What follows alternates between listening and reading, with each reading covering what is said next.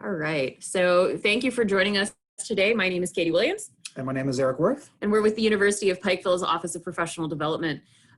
We are going to be talking about high flex learning today and hyperflex learning and some practical tips to get you started on doing course design. So I will be muting our camera so that you can't actually see us, but I will share our screen here in a second. So give me one moment to go ahead and do that and we'll get started.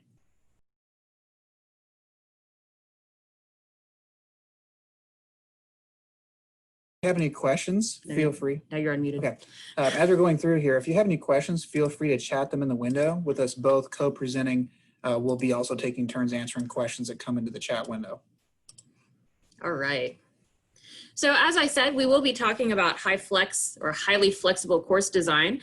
And as we go through this, what you'll see is that there are a few different models that we're going to highlight, but we're going to spend the majority of our time on two and then talk about very practically what this looks like as a functional course design process. So whenever we talk about this idea of hyperflex, what we're talking about is the ability to shift modalities rapidly from online to hybrid to face-to-face, right? And with the idea that you can go back and forth depending on what situation you find yourselves in as far as emergent scenarios are happening. Now, of course, there are some reasons that we need to be hyperflexible. Perhaps the most obvious one is the fact that we are in the middle of this pandemic. And as you can see, our cases continue to spike. I would take August 3rd, which was a Sunday, as an abnormality or a drop in trend because of the weekend. But we are seeing higher cases nearly daily. So we have to be cognizant of the fact that we have to be responsive to what could be happening in our local community, what could be happening on our campus, and then also what might be happening from a state or federal level as well. And we're also seeing that in any instances where there's group gatherings, we're seeing massive spikes in case number. And this is just two that I thought I saw a couple days ago. And then actually overnight, there was another one that came up out of a school meeting of a district in Georgia. So obviously, this is an emergent scenario that we need to be very flexible and responsive to. The other thing we know about COVID is that it's spread very rapidly. And even though there is a variety of levels of severity that a person might experience, we do know that asymptomatic carriers spread it equally as well. So when we're talking about being very flexible in this fall with our classes, we're really going to cover these three general models. And this is just an intro slide, so we'll talk about each one of them a little bit more specifically. But we're going to discuss what's called flipped learning, which a lot of people are familiar with, high flex, and then this idea of an online to hybrid method of developing a class. So of course, flipped learning is where generally what you do is what would be considered traditional as students would come to class, you'd have lecture, you do some activities perhaps, but then students would go back and do a lot of the individual work on their own, where they might have support, they might not have support. In a flipped learning, what you do is you take that lecture material and you move it to a situation often with video where students are consuming that material ahead of time, with the idea being that they can learn a lot on their own first. And then in class, you spend your time doing more activities, assignments, labs, covering material that really is confusing for students. So what you're really trying to do is take the classroom and make it more engaging and active for the students and more useful for them by taking the material that they could learn in another way and doing it on their own. Certainly that is a flexible model because you have a lot of your lecture material done ahead of time and available online. If you have to be online for longer periods of time, you have a lot of that material already ready to go. So that is a flexible model. We're actually going to spend more time on the bottom two, just because if we're in a situation where we might have students on campus, but anytime we might have to go online, we feel that number 2 and number 3 give the best ability to be proactive in thinking about that, and we'll describe that in a little bit. In a high flex model, essentially what you do is you develop all your classes every session, so it could be either offered face-to-face or online. And the idea here is that generally students actually get to decide whether they're going to do a class face-to-face or do a class online. So again, this is very flexible because no matter what situation we run into, whether it be a student who can't attend class because of a health condition or because of the environment of the institution or the community, we can still know that we already have planned the class. We really don't have to do anything different, whether it be some people in class and some people online or everybody online. And then the last one that we're going to be talking about a little bit more in detail is this idea of being online to hybrid. And it's kind of the opposite of flipped learning in some way. Basically what you do is you design the class so that it's going to be fully online, and all the assignments and all the assessments, all the activities could be done online. And then what you do is you go back and say, for the class sessions that I actually have face-to-face, where I'll have some students in a hybrid environment, I will then take some of those activities and redevelop them for face-to-face, or I'll supplement what I'm doing with other instruction or support. So the benefit that we see in number 3 is that with flipped learning, if you have activities designed to be done in a hybrid environment for the face-to-face portion of the class, and then you don't have students face-to-face, or the entire class has to moved online, you're in a position where at that point you have to move those activities and figure out how to put them online. In number 3, you've already designed them online, and so if that situation arises, you're already proactively planned for it. So yeah, Eric already gave a really great description as to what flipped learning course design is. What I do want to show is this just visual image as to kind of giving it a visual look, right? So with the traditional flipped learning design, you are designing so that students are doing any kind of content access prior to entering the classroom. You're doing some sort of assessment before they enter the classroom to kind of guarantee that they've actually done the preparation. They come into class and then they're doing application materials. And while this is an excellent mode of learning, and we'll talk later about how designing for online learning doesn't mean that in the future you can't take that content and turn it to a flipped learning model. We know this is a very effective course design. And we also know that students learn really well whenever they spend more time with the application phase of content information rather than spending more time on that kind of didactic lecture style. But like Eric said, it is problematic whenever you're designing for something where you have to be responsive to emergent or fluid situations, because you do have to still flip the content that you would do in class to an online format. So while it is an incredibly effective course design process, for what the scenario we find ourselves in right now, I'm not sure it's perhaps the best situation to find yourself in. But again, definitely something to consider going back to whenever we get into whatever normal looks like post-COVID-19. So here's a little bit more on the high flex course design, which again, we said we were going to spend more time on number 2 and 3, but in a high flex, which is short for hybrid flexible, essentially, like we mentioned before, a student has the ability to choose whether they attend a class face-to-face or online. And even if they couldn't just choose by themselves, it could be a situation where, they're coming face-to-face for some hybrid sessions, and then they have a fever and they can't come to class the next time, so they switch to an online version of that particular session. And then when they're cleared, they can come back to class. So it's this idea that either way, students can progress through the class with each session being either online or face-to-face. So this is a diagram from a book that's actually written on high flex course design by Dr. Beatty. And we have the link down there, and we're going to give you a link to the presentation as well at the end. So if you would like to read more on this, you certainly can. But essentially here it says week 1, 2, and 3 at the top, but that would be the same if it was session 1, 2, and 3.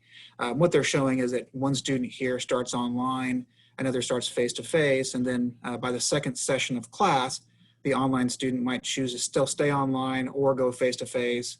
The same for the face-to-face student. And so that participation path is different. It's possibly for every student, depending on the situation they run into.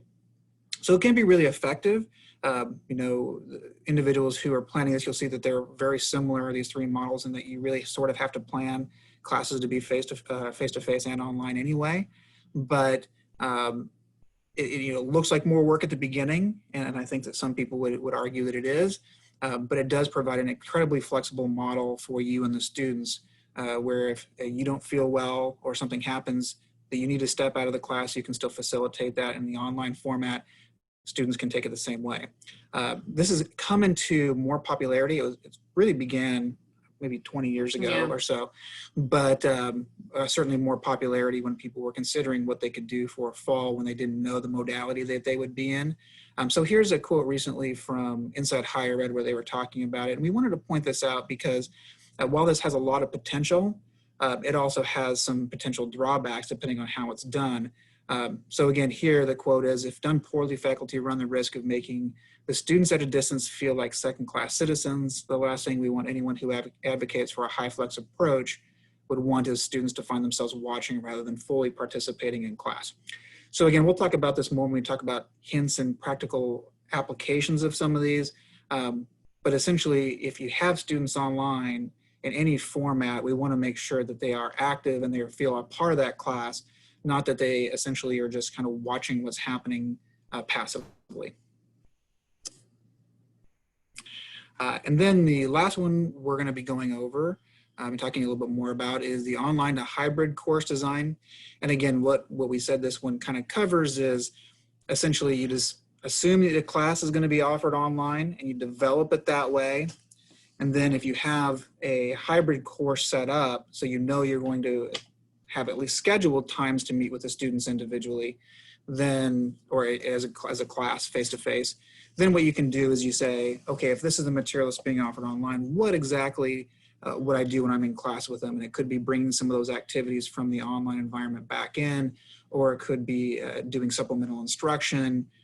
It could be group work or any of those items that you might want to do more actively in class with those students.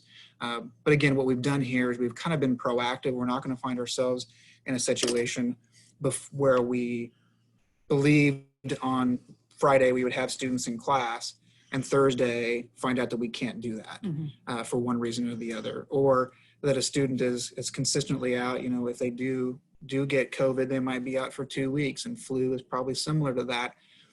So if they were to find themselves for a more significant amount of time to have to be online, it wouldn't feel like during that period of time they were just being kind of a passive consumer and not really a part of the class itself.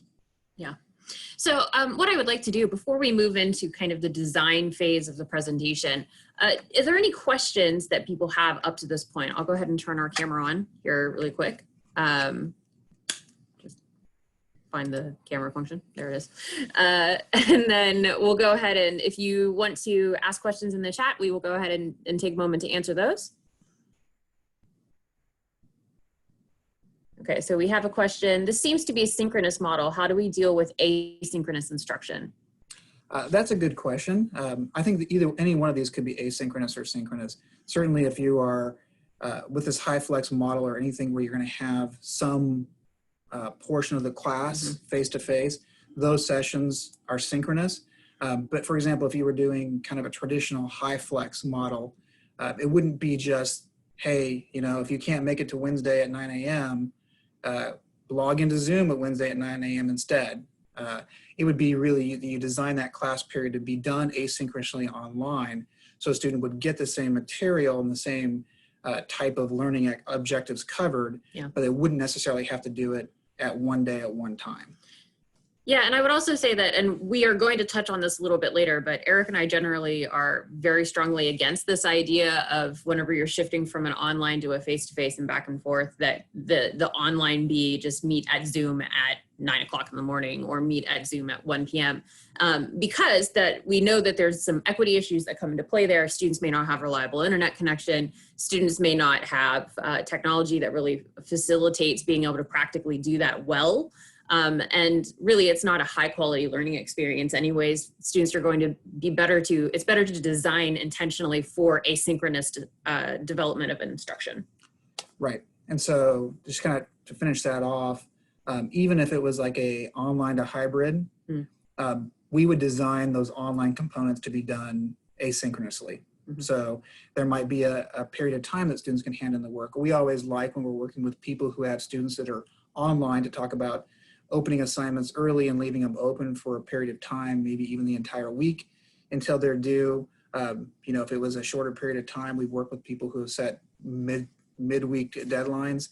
But we really suggest that when people are doing any one of these models, that whatever the online portion is, even if they were to offer the option of zooming in, for example, to a live class session that's happening, if they're not going to be there, that the material is designed to be completed asynchronously so they don't have to do it at one particular period of time. Exactly. What other questions? For students who can't be in class, those face-to-face sessions could be recorded and uploaded. Absolutely, and there's nothing wrong with recording a session that you have face-to-face. But what we would say is, like, don't let that be the only instruction students receive on that content. Making content available to students that you cover in class is fine, but a lot of problems arise from the fact that maybe the faculty member is the only person mic'd, so they only hear one side of the conversation. There's a variety of issues that could arise. So just be cognizant of the fact that you need to make sure that it's not the only source of content instruction. We had a question about group exercises and case studies that need synchronous instructor input. And I guess the question would be, how synchronous does it need to be? Does it have to be like right now I'm giving you feedback, or can it be like we often suggest people do groups within the learning management system, and I think that's actually something we discuss in a slide coming up. But you know, if those students are posting questions and they're doing activities, and the faculty members in there fairly frequently, they can provide feedback pretty quickly to those students who are doing it asynchronously.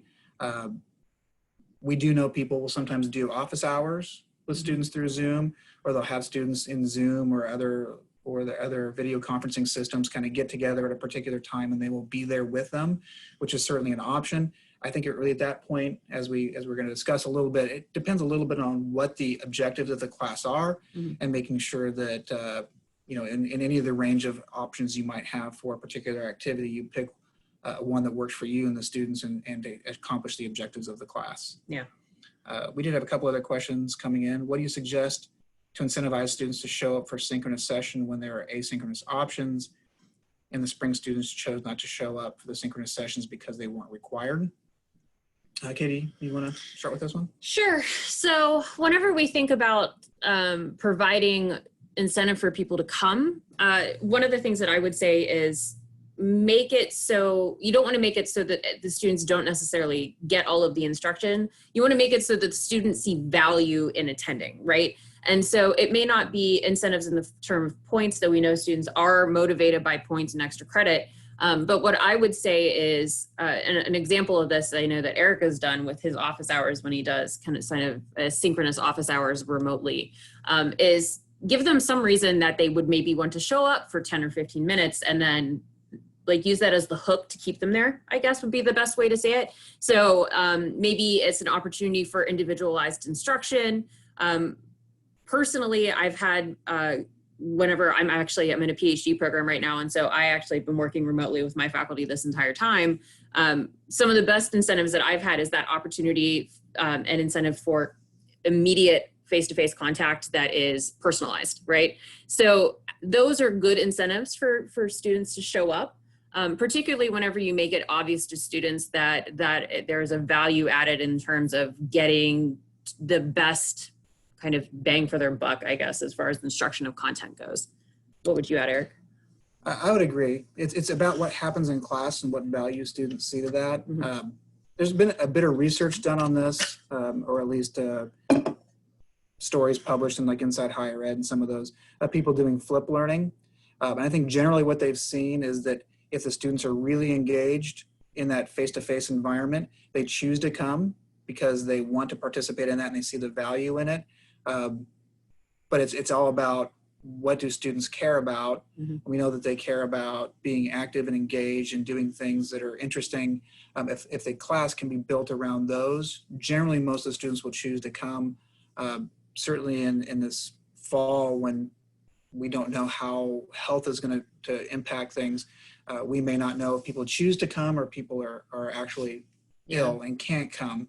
But it's really about, can we try to make that face-to-face environment as engaging as possible so students want to. Otherwise, it's really difficult to think about how it is that we're going to incentivize people without disadvantaging the students who can't be there. Yeah.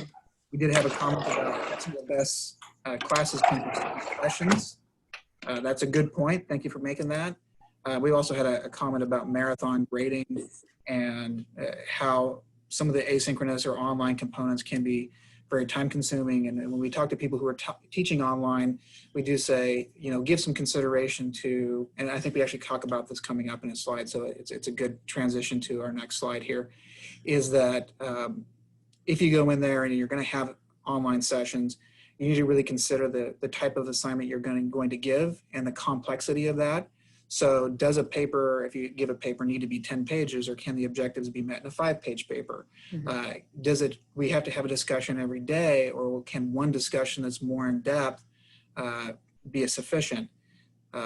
If we have a short quiz, do I need to have essay questions or short answers for everything that require me to answer those, or can I shift some of that to multiple choice, or something that doesn't require me to go in and answer as many questions or grade as much individually as the other choice might? Yeah. I think that we're kind of to the end of the questions that we've had. We've answered Nancy's as well, right? Yeah, maybe some short quizzes that could be a small amount of credit or extra credit. Right, mm-hmm. Exactly. Perfect idea. Yeah. Right on, Daniel. Okay, so let's go ahead and move to this, the next phase, because I think that a lot of the things that we're talking about here are relevant to where we're at. So I'm going to go ahead and stop our video again. And let's go ahead. So these are just getting into the weeds of course design, right? So Eric and I both have a background in instructional design. And these are things that both is well established within the ID community and within ID theory, but also this is also practical things that we're just aware of, right? So you may have seen there was an article in the Chronicle for Higher Education on this idea of overcommunication. And that's really key whenever we're talking about developing our online courses. We want to make sure that our students know exactly what is happening, whether we're going from face-to-face to hybrid, or whether we're going to a fully online course. Regardless, perhaps even more so this semester than ever before, we need to be over communicating with our students. And one thing that I will say is that one of the best ways to over communicate, right? And I know it sounds bad, like over communication. One of the best ways to over communicate is to use videos. Make yourself present, even if you're not physically in a classroom with your students. We know students that are in an online course where they never really feel any kind of connection to their faculty tend to engage less. So I know we had some questions come up about, you know, my students aren't doing due dates and I have to get away from that.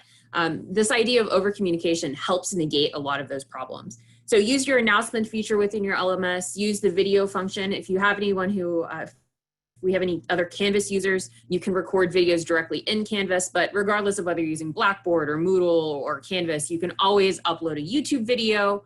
And students are very familiar with using video as a means of communication. So it's a good method to get into. Keep in mind that this idea of equivalency does not mean exactly the same as to what you would have done in a traditional face-to-face class, right? So if you have, for example, I know we have faculty on our campus that do kind of daily quizzes to check in. Don't necessarily translate that to a daily quiz that you would have maybe 3 a week. Don't turn that into the same thing online. Think more about your learning objectives, right? This idea of the essential knowledge. So if you're familiar with the concept of backwards design and getting into this idea of the essential knowledge, which is a key component of that, it's the things that students absolutely must know. So when you look at your objectives, what are students actually needing to walk away from the class with? And then how are you assessing that content within the context of your course? And this may be obvious in terms of designing a traditional course, but it's even more so something you need to be considering when designing a online or a high flex or a hybrid course. So for example, on our institution, we just went from a 16-week semester to an 8-week semester. And so a lot of our faculty were very concerned about this idea of making sure students get the information that they need to know. Well, we also know that students walk away from a course with, wasn't it 16% or something like that? about 16% of what you talk about is what they retain, right? So whenever you think about the fact that a student may be in class with you for 16 weeks and they're only going to retain 16% of that information, what is that 16% you actually want them to be able to remember, right? So whenever you're looking at it from a majors course or whether you're looking at it from a gen ed course, think about it in terms of what is it that reality you need them to actually walk away with. Make sure you're using group work. And I know we had one of our participants was saying that they felt really overwhelmed by the amount of grading that they were doing. The wonderful thing about group work is it hits a couple things that we know work well with our students, right? So we didn't include this chart, and maybe we can link to it here in a minute. There's a really excellent visual representation of how student to teacher, student to student, student to knowledge. It's a triangle, and there are arrows going back and forth between all of them. And I'm hoping Eric will pull it up here in a second. I think he is. And he'll link it into the chart here. But what that shows us is that we know students learn exceptionally well from each other, right? So use that group work as a method for your students to kind of learn with each other, but also it also allow them to challenge each other. And the benefit of doing the group work also means that you're having to grade perhaps one artifact versus 20 artifacts. Or, well, I guess it would be like 4 artifacts versus 20 artifacts. And then allow the students opportunities to grade themselves and then grade each other, and then also grade the quality of their work, right? We know that students need to be they need to be reflecting on their learning. They need to be using that metacognitive functioning, right? Figuring out how they're thinking about how they think, which is an interesting meta thing to say. But make sure you're utilizing that function. And the beautiful thing about the LMS is that a lot of them have a built-in group function where it is a space that you can keep an eye on students and what they're doing, but also they can work collaboratively within that space. For those campuses that are Google campuses or Office 365 campuses, encourage students to also use some of these collaborative softwares that they're familiar with. A lot of our students are entering into college having used collaborative software. So I know that a complaint amongst some faculty is that students aren't familiar with using computers. Well, they might not be traditionally familiar with like a laptop or a desktop computer, but what they are very familiar with is mobile technology and the ability to do collaborative work together. So give them that space to do it. And even those students who dislike group work, what you need to do is set a framework into play so that students have exact expectations of what they're supposed to do. And as long as you have those expectations, you're going to negate a lot of the fuss that you might get about using group work. Finally, use a formative assessment and reflective opportunities. And I talked a little bit about this with the group work because it's very important with group work to give students an opportunity to reflect both in the quality of their contribution to the project, but then how they interacted with students that were in that group with them. But we also know that we need to be checking in with our students, not only through communication, but also just giving them an opportunity to give us some feedback about how the course is going. So for example, one of the things that Eric and I have built into a template that we offer our faculty is a weekly check-in where students check in about, you know, how much did they engage with the reading, how much did they engage with the discussion boards, but then also what were some issues that they came up with in the class? Like maybe there's something that they didn't understand. And use those formative assessments that you might use, they're called CATs, right? Use those formative assessments within context of your online work as well, right? So even in opportunity or even in asynchronous environments, you have opportunities to use a formative assessment. And CATs, for those of you who don't know, is classroom assessment techniques. So an example of a CAT that you might use online is you could do a muddiest point, right? So what is the thing that they're most confused about? And then just have it be a quick discussion board or have it be a quick, just a one question survey that students answer. So these are really great ways to kind of get your students thinking about, okay, maybe I didn't understand this, and have that happen maybe twice a week, or have them check in at the end of the week and have a muddiest point question on that metacognitive reflection that you're doing, right? So these are some of the first kind of design tips that we have. And then here is the next page of design tips, and then we'll do another check-in after this.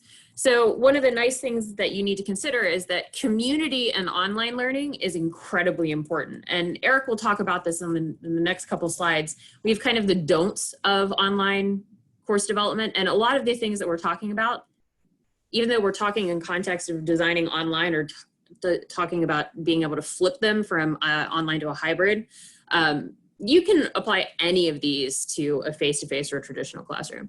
So don't assume that because they're in a shared space that they're going to build community. We know that you have to be very intentional about students building a community. And it starts from the minute they enter the classroom, whether it be a virtual classroom or a physical classroom.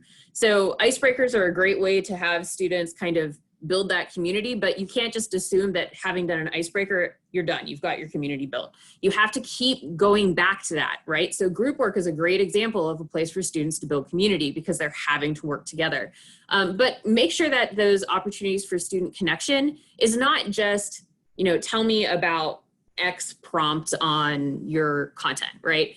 It needs to be, tell me about connecting material to the real life, right? Connecting what's happening on your course content to what students are experiencing, and giving students an opportunity to kind of empathize with each other is a great opportunity for connecting and building that community.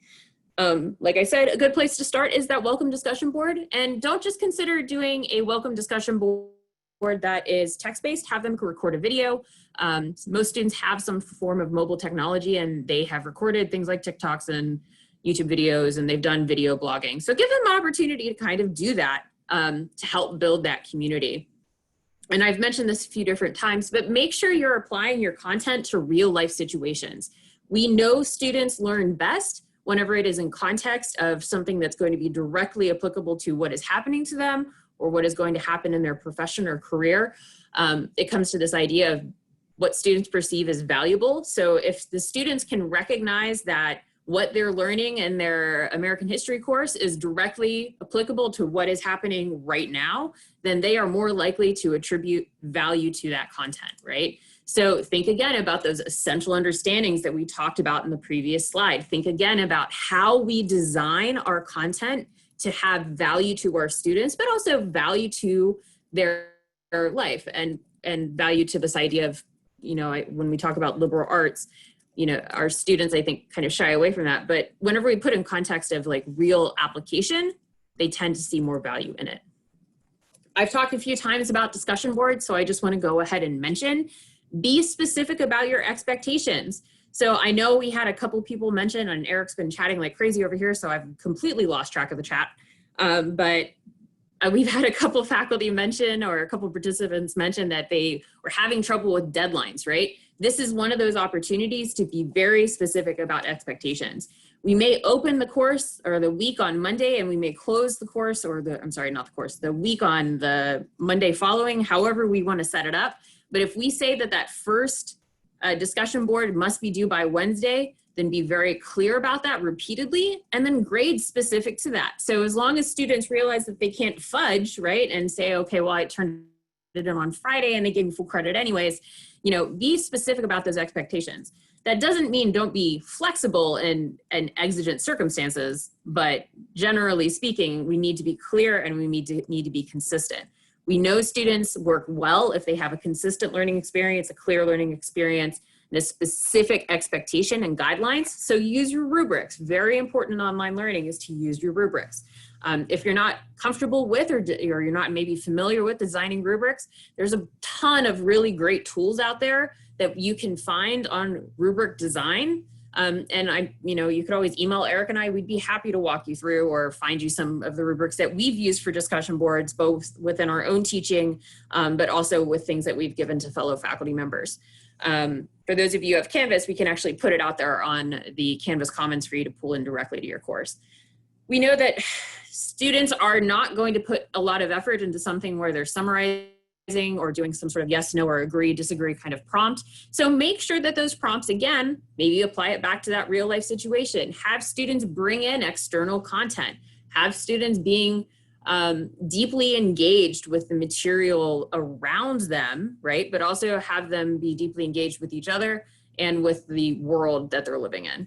And then finally, consider using some of the course design rubrics that are out there, like Quality Matters or the Online Learning Consortium, to just evaluate your own course. And I would also add to this, make sure you evaluate your course at the end as well, and be checking in on your course design and with your students on your course design throughout the semester, because they're the ones that are actually experiencing it from an educational side, and they have excellent feedback to give you, so don't ignore them. So before we go on, we said we'd pause. Let's take a look at what questions might have come in. I think in the chat, we've kind of answered those, but feel free to re-chat any questions that have come up so far before we go on to things that we say usually don't work.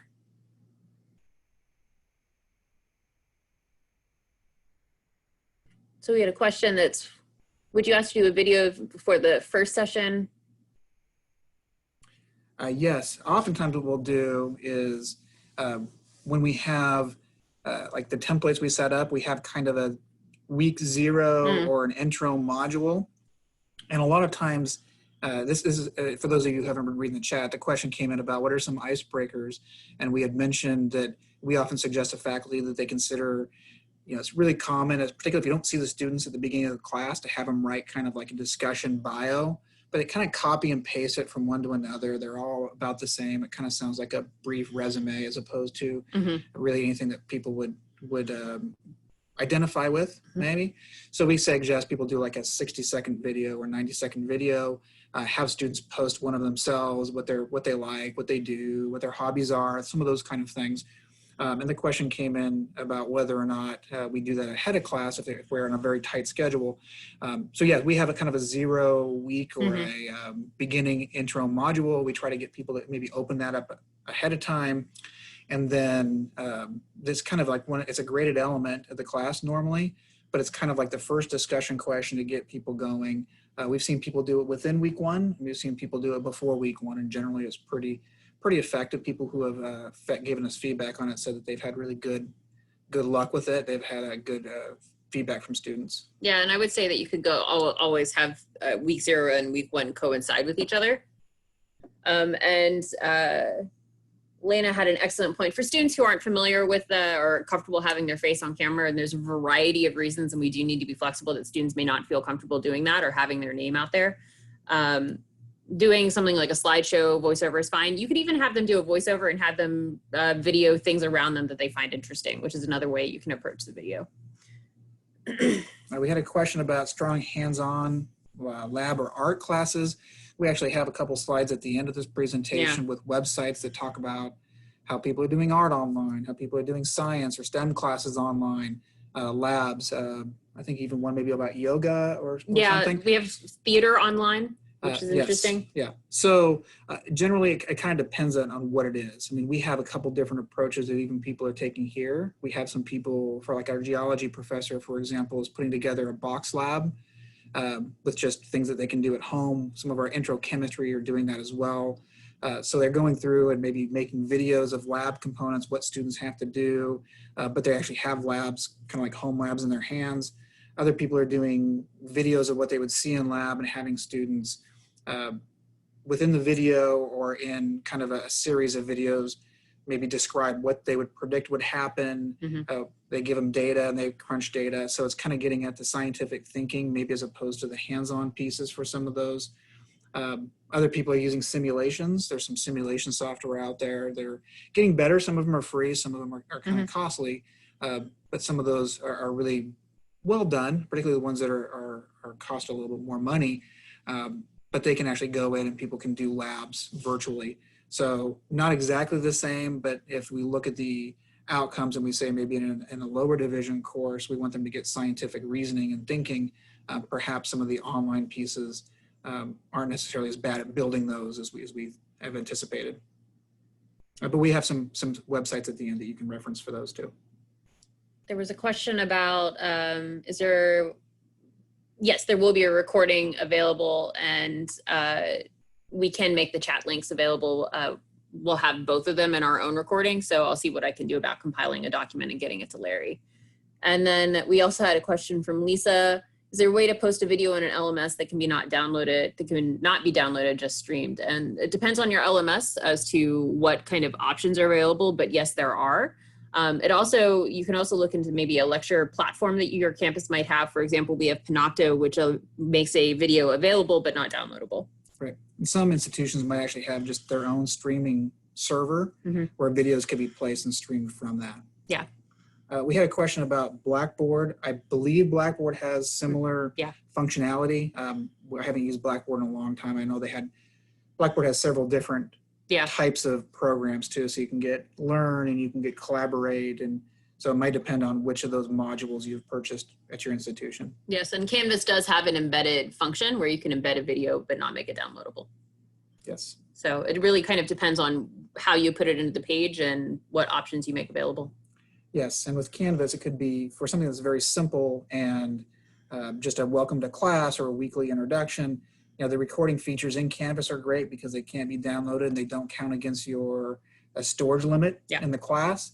What we run into in some others in Canvas is if people just dump the videos into Canvas itself, those files start counting against your quota, and it doesn't take too long before your class is full of your usage is out. Doesn't work well online learning.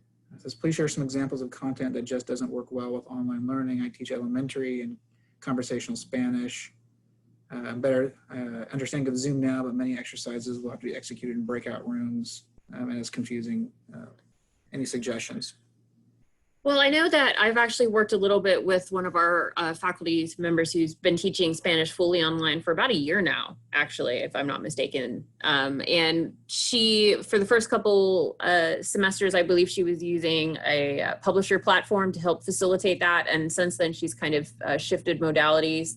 There's some really excellent Spanish resources specifically out there that are OER that if I'm not mistaken, I believe there's a platform, but also places like, for example, Duolingo actually has a classroom platform you can use where you can have students kind of do assessment or evaluation.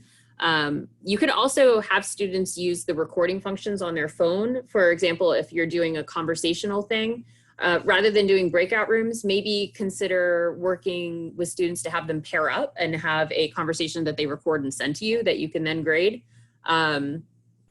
There's a variety of different ways that you can approach it. Those are just a few things that come up on the top of my head. Right. I think it's kind of difficult to make blanket statements about content that doesn't work well online. You know, even before COVID, it was difficult to find some class that somebody hadn't done online or wasn't doing online as part of a program. So, you know, people have found ways of doing it, but sometimes it's using software that's relatively expensive.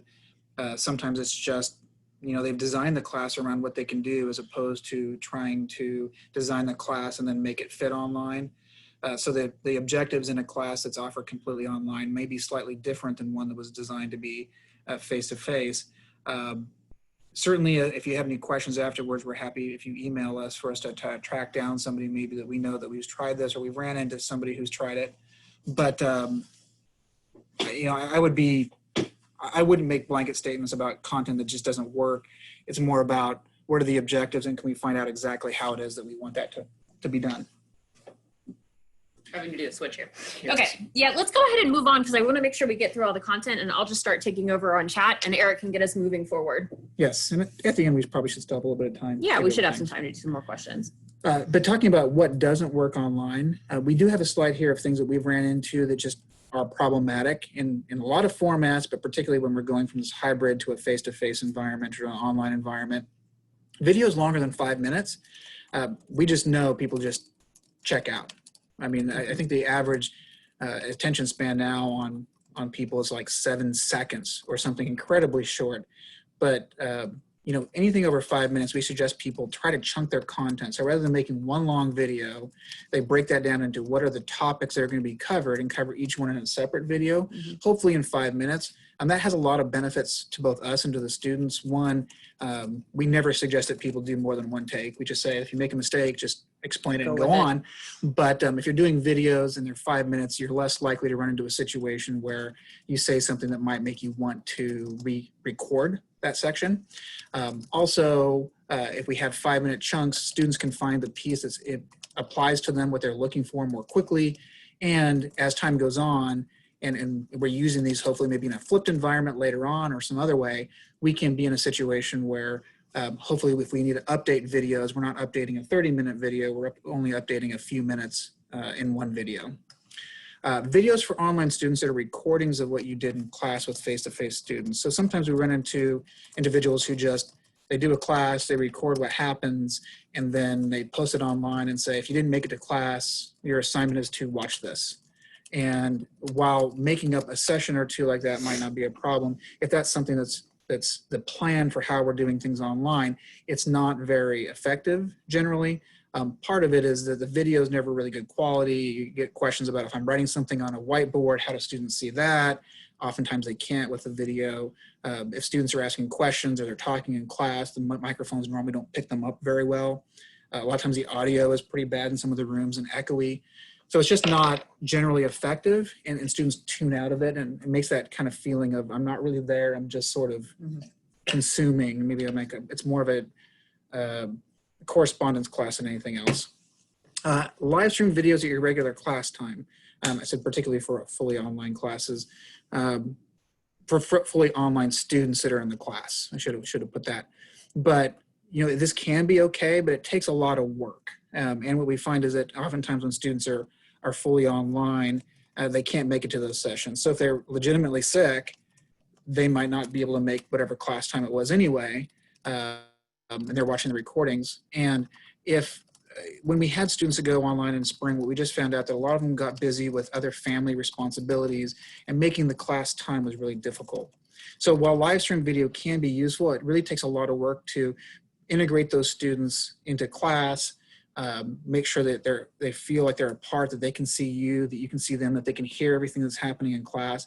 And that's often not very simple. And if we're in a situation where we might be teaching with masks on, it makes the audio and something like that even potentially worse. We just ran into a lot of situations where people were using integrated webcams, and at the best situation, it wasn't good audio. They couldn't pick up a lot. So there is a lot of those concerns of depending on that as being an effective thing for the students that aren't there.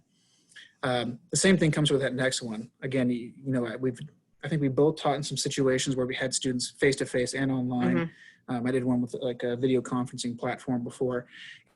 And, it took a lot of work to make sure that those students were engaged, that I repeated questions for them, that, we were able to pass a microphone around for questions that came up, that if we did group work, that they felt like they were a part of a group.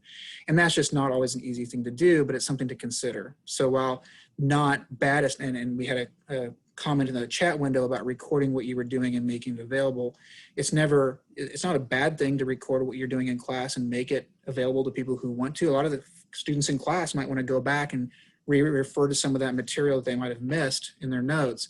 But depending on it as being how we do the online class isn't as effective as if we plan it to be online to begin with. Yep. Content not specifically designed with online delivery in mind, we just transitioned right into that one. So sometimes people will not give some thought to what's going to be done online, and they'll just take whatever they did face-to-face, they'll scan it in and they'll throw it up and say, find a way to fill out this PDF and turn it back in. Again, maybe from time to time, something like that is okay, but if it's every week, if that's how the assignments are done, the students are going to get to the point where they just don't feel like that's really very well accomplished. And we just not, since online began, just taking what you're doing face-to-face and dumping it online has been shown over and over again just not to work well for the students or for the faculty members. We say lecture plus test course designs. This is for particularly if we're moving from face-to-face to online and back and forth, lecture and test course designs just aren't engaging for students to put it that way.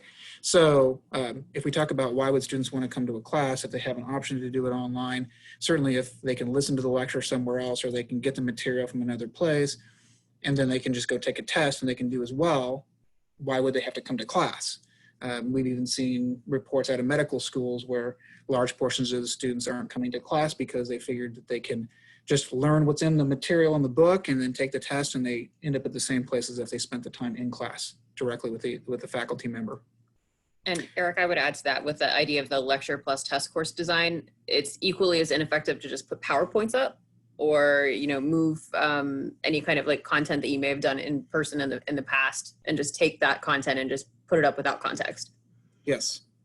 So with that, again, it's not as though that some of these elements can't be integrated into a class effectively. Mm-hmm. It's just what portion of the class do they constitute? What is the outcome that you're trying to get from it? What is the technology that you have, the students have? What are the outcomes that you're trying to meet?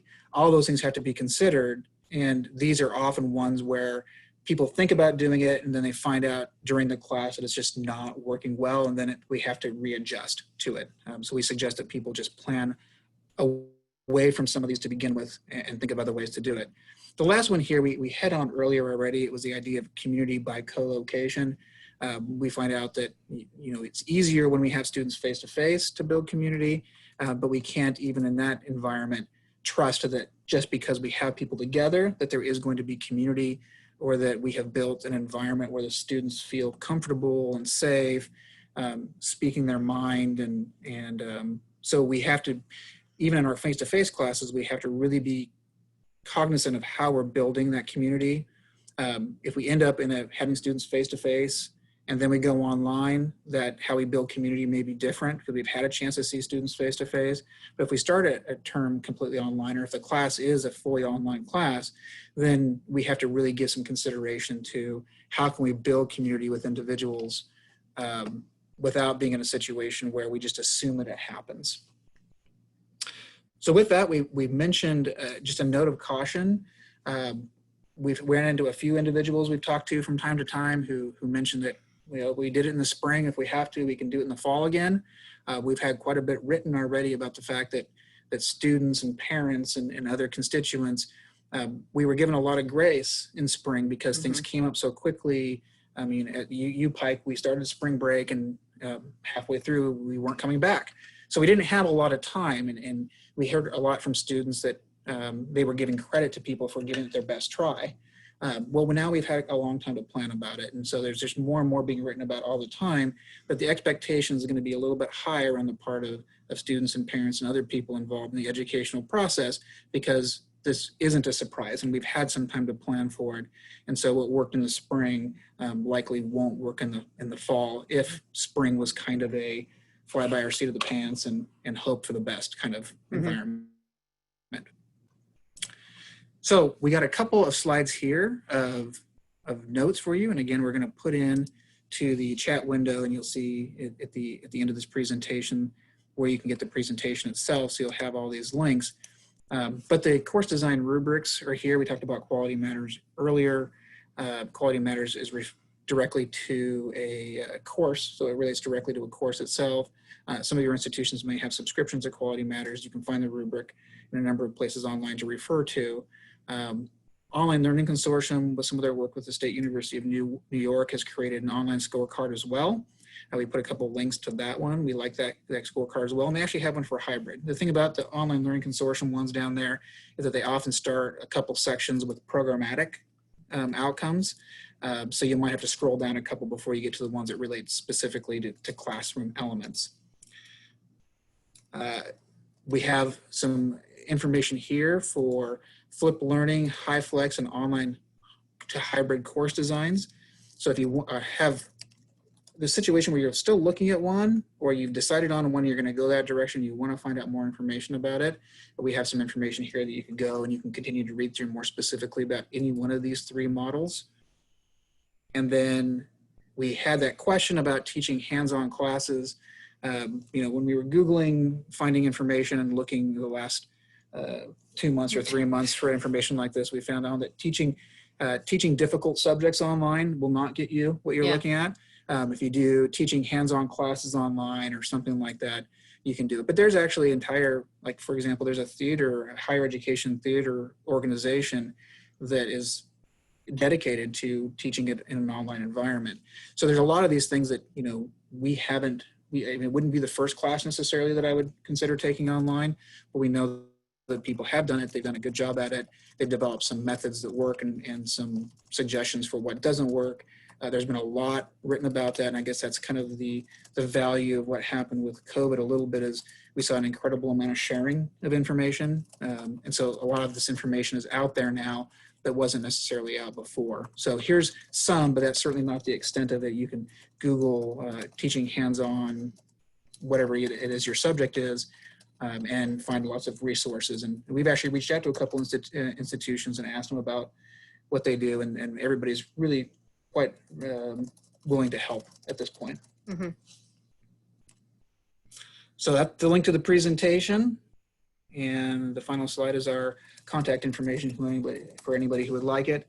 And we do still have about 5 minutes where we can continue. I know that Kitty's been going through the chat window, but feel free to chat in your questions or turn on your microphone and ask your questions, and we are happy to answer what we can. And again, like Katie mentioned before, if you do have questions and you don't get a chance to ask them, and you email us, we'll do our best to point you in the direction of some resources or to provide you some help. Yeah, and what I'm getting ready to link is I'm going to link a course planning map that we use, and just give me 1 second to make it available, basically. And I know that we've had some comments coming up in the chat that people are getting kind of stressed out about, how to get all of this done, and it feels like there's a lot to do. I would recommend using an alignment map, a map or a curriculum planning map. They're basically the same thing.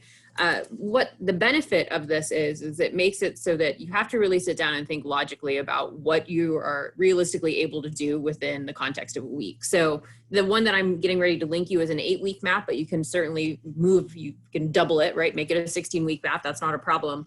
But it gives you an opportunity to sit down and figure out, okay, so this is exactly the content that I want them to cover. So they're going to do, X video and X chapter.